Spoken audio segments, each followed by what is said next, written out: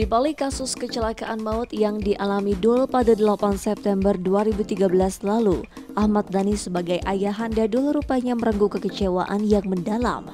Pasalnya, biaya Dul selama dirawat di Rumah Sakit Pondok Indah yang menghabiskan dana hingga 400 juta lebih tak bisa diklaim asuransi keluarga Dhani. Apalagi alasan pihak asuransi yang menyebutkan Dul tidak bisa klaim biaya perawatan di rumah sakit karena pelanggaran hukum tak bisa diterima Dhani. Mobil Grand Max sudah kita ganti, Grand Max sudah kita ganti. Mobil Grand Max itu kan tahun 2009, sudah kita ganti yang tahun 2010. Asuransi? Asuransi ya kita hanya dapat kecewa saja, dan akan ganti ke asuransi yang lebih bonafit rencananya. Nah, mungkin ada pemirsa yang punya ide, mungkin ada sales asuransi yang menawarkan asuransi apa yang bonafit. Nah, karena pasti kita memang keluarga yang harus berasuransi ya. Ketika kita mencabut asuransi kita terhadap asuransi tersebut, ya kita akan ke asuransi yang lain. Berarti nggak diperjuangkan yang kemarin yang ibaratnya kita memperjuangkan bukan untuk saya pribadi ya. Kita akan tetap koar-koar tentang pasal itu. Karena ternyata pasal itu cuma ada di asuransi tersebut. Tidak ada di asuransi yang lain.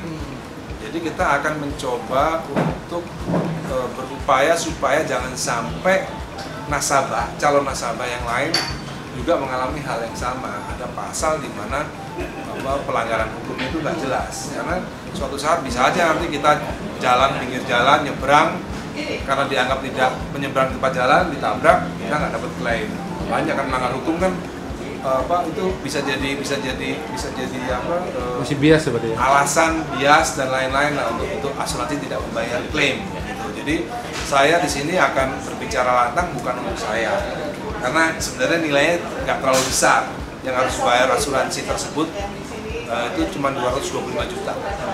Itu nggak terlalu besar lah, gitu ya, nggak terlalu besar. Cuman nggak menutupi juga ya kalau jadi ya asuransi tersebut biaya rumah sakit dulu itu 480 juta. Tapi yang kewajiban asuransi cuma 225 yang harus bayar. Itu pun nggak dibayar sama mereka kan. Ya, jadi sebenarnya buat saya juga nggak ada masalah. Ya. Lantas, benarkah Dhani merasa tertipu lantaran tidak pernah diberitahukan pihak asuransi sejak awal mengenai adanya pasal pelanggaran hukum tidak bisa diklaim? Cuman yang masalah ini adalah perlindungan konsumen. Perlindungan konsumen di mana calon nasabah tidak boleh mengalami pengalaman seperti yang saya alami. Jadi bisa dibilang Pak Dhani merasa tertipu dengan ada. Saya nggak bilang merasa tertipu, tapi yang jelas di dalam kertas tersebut tidak ada tangan saya. Kan sebenarnya setiap kontrak itu kan harus ada tanda tangan. Karena ini tidak dilampirkan dalam kontrak yang saya tidak baca. Jadi saya berharap kejadian ini jangan sampai menimpa orang lain, jangan sampai menimpa calon nasabah yang lain.